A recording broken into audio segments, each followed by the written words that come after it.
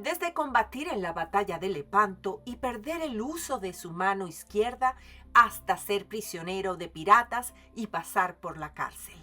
Miguel de Cervantes Saavedra vivió una vida digna de sus propias historias y contra todo pronóstico escribió la obra que cambiaría para siempre la literatura universal, Don Quijote de la Mancha. Hoy te contaré la historia del llamado Manco de Lepanto y de cómo logró transformar sus desgracias en inmortalidad. Hola, soy Raquel Fournier y están en De Plástico No Somos. Si hablamos del escritor más importante de la historia de la lengua española, tenemos entonces que hablar de Miguel de Cervantes Saavedra. Su vida fue tan increíble como sus novelas, llena de aventuras, batallas, cautiverio y fracasos, antes estos de alcanzar la gloria. Acompáñenme.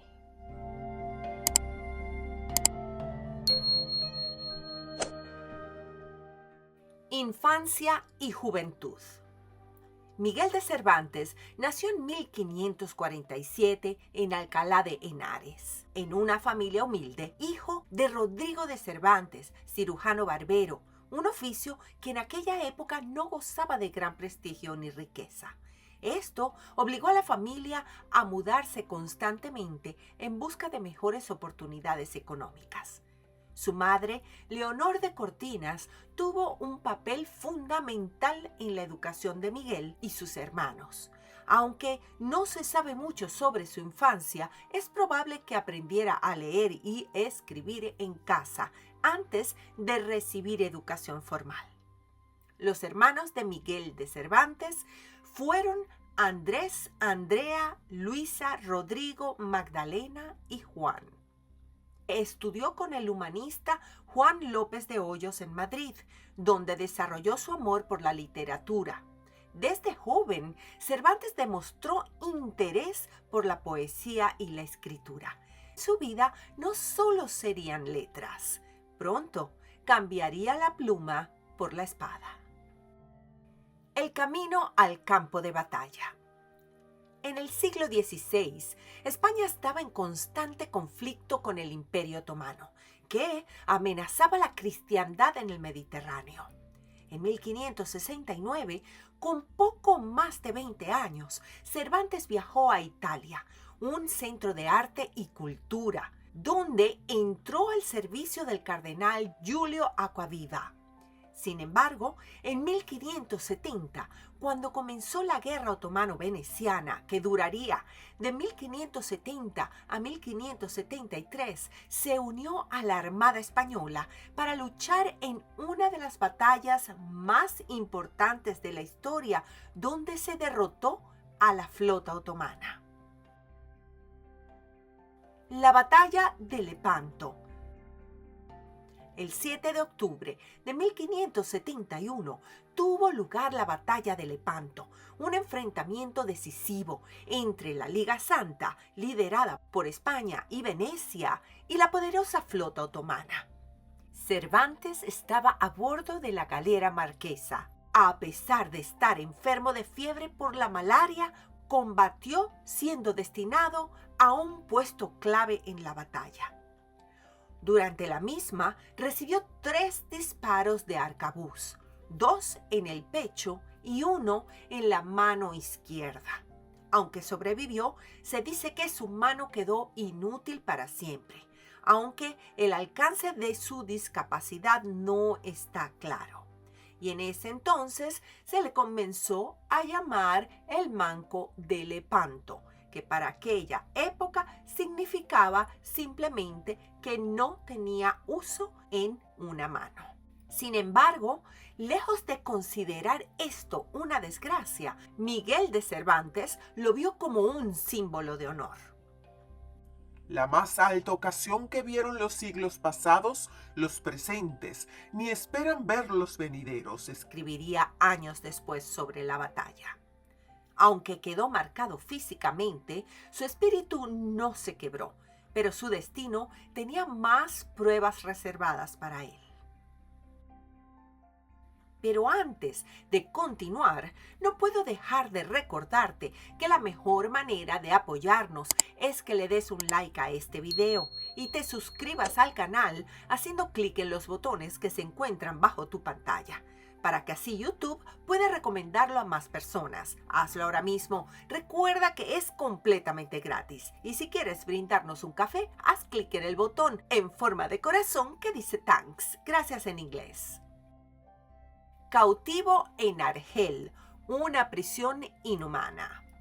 Después de la batalla, Cervantes continuó sirviendo en la armada, pero en 1575, mientras regresaba a España junto a su hermano Rodrigo en la galera Sol, su barco fue capturado por corsarios barberiscos.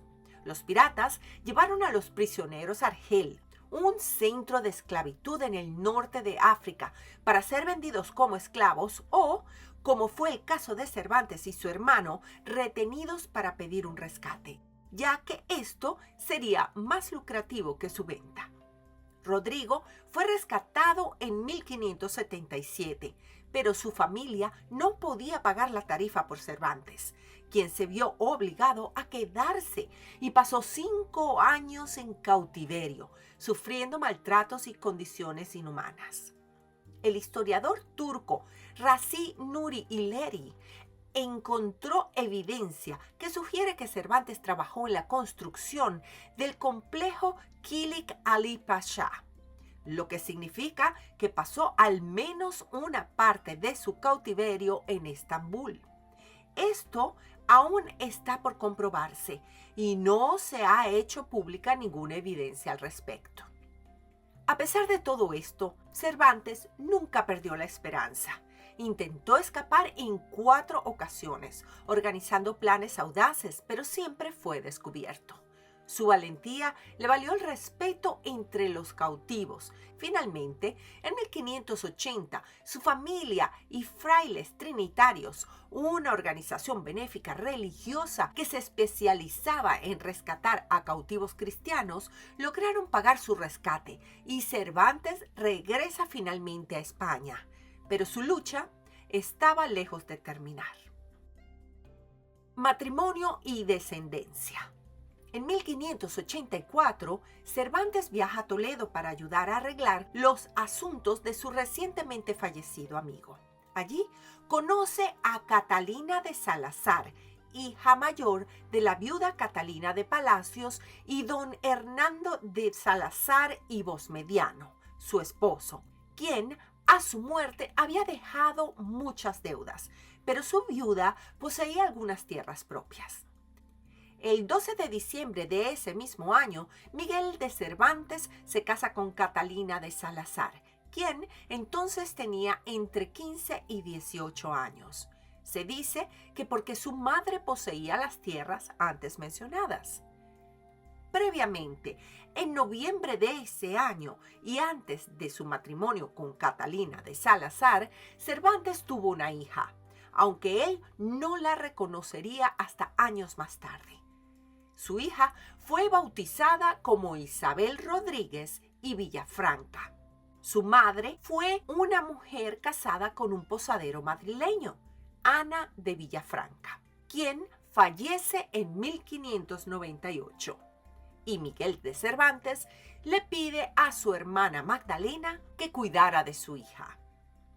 Cervantes y su joven esposa Catalina vivieron en la casa de ella junto a su madre Catalina de Palacios, hasta que en 1587 consiguió ser nombrado comisario real de abastos.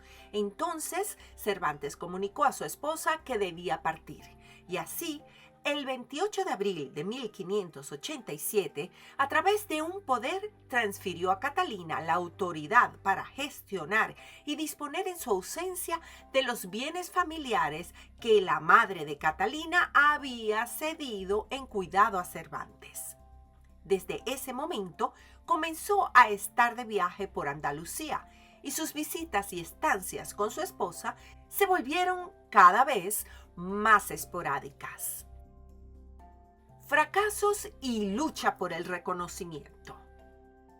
De vuelta en España, Cervantes intentó triunfar como escritor, pero la vida no le sonrió como lo hubiera querido. Publicó su primera novela, La Galatea, en 1585, pero la misma pasó desapercibida. Pasó gran parte de su vida en relativa oscuridad, lo que provocó que se perdieran muchas de sus primeras obras. Desesperado por ingresos, trabajó como recaudador de impuestos, pero su mala suerte continuó cuando fue acusado de irregularidades y encarcelado brevemente. Se dice que en prisión comenzó a idear la historia de un caballero loco que veía gigantes en vez de molinos, una idea que cambiaría la historia de la literatura. Entre 1596 y 1600 residió principalmente en Sevilla, pero en 1606 se estableció nuevamente en Madrid, donde pasó el resto de sus días y en los años siguientes contó con cierto respaldo económico por parte del conde de Lemos. Don Quijote y su legado inmortal. En 1605, Cervantes publicó Don Quijote de la Mancha. La obra fue un éxito inmediato y cambió para siempre la literatura. En 1615 publicó la segunda parte, considerada aún mejor que la primera. Y aquí te recomiendo parar si no has leído Don Quijote, ya que hay spoilers de la novela.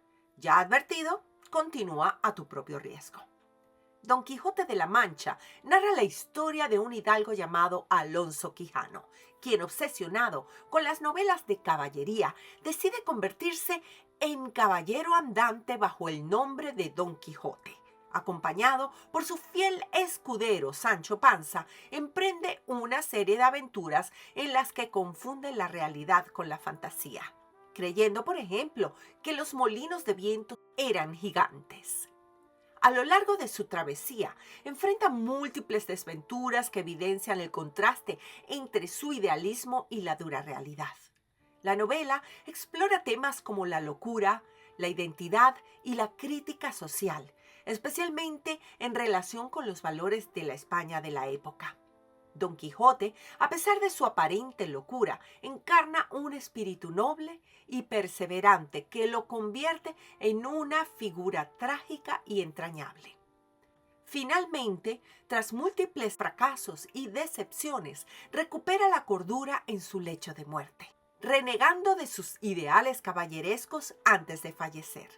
La obra, considerada la primera novela moderna, es una sátira de los libros de caballería y una profunda reflexión sobre la naturaleza de la realidad y la ficción.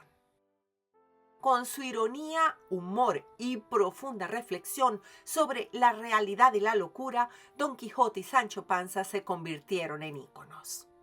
En 1614 publica Viaje al Parnaso, que combina prosa y verso para narrar un viaje imaginario al Monte Parnaso, morada de las musas y símbolo de la poesía. En esta sátira literaria, Cervantes se presenta como un poeta que es convocado para unirse a otros escritores en una batalla contra los malos poetas, quienes amenazan la calidad del arte poético. A través de un tono humorístico y reflexivo, el autor expone sus ideales sobre la literatura de su tiempo, elogia a diversos poetas y critica a aquellos que, según él, desvirtúan la verdadera poesía. Es una obra que destaca tanto por su ingenio como por su estilo erudito. Pero, aunque su obra era celebrada, Cervantes nunca obtuvo la riqueza ni el reconocimiento que merecía en vida. Se acepta generalmente que Cervantes fallece en Madrid el 22 de abril de 1616. Los síntomas descritos por los médicos incluían sed intensa que corresponden a la diabetes, entonces un padecimiento incurable, pudiendo también haber sufrido conjuntamente de cirrosis hepática. Miguel de Cervantes no solo creó la mejor novela en español, sino que vivió una vida digna de un héroe. Su legado sigue vivo, inspirando a millones de lectores en todo el mundo. Nos vemos en un próximo video. Soy Raquel Fournier y les recuerdo, como siempre, que de plástico no somos.